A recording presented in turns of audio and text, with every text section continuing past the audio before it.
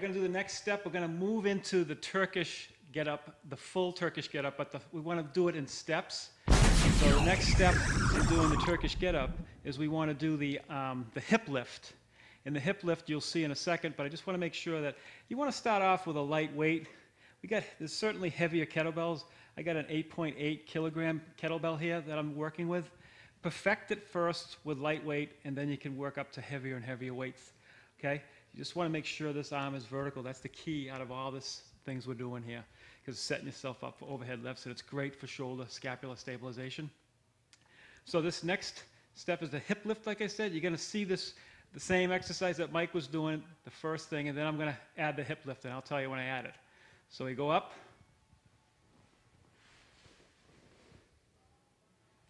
and then I do the hip lift, like that. Just come up and down. So I'm doing, on this left arm, I'm doing scapular elevation right here, and then depression.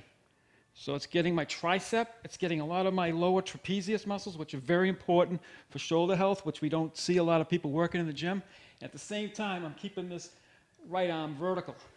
Now the hip lift is very important because the next step, after I do this, I'm going to bring my leg back. I need a place to put my leg.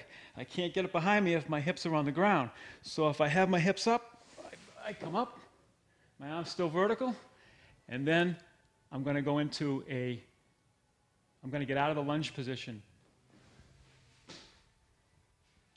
I reverse the process, bring it back, hand down, hip lift, come down,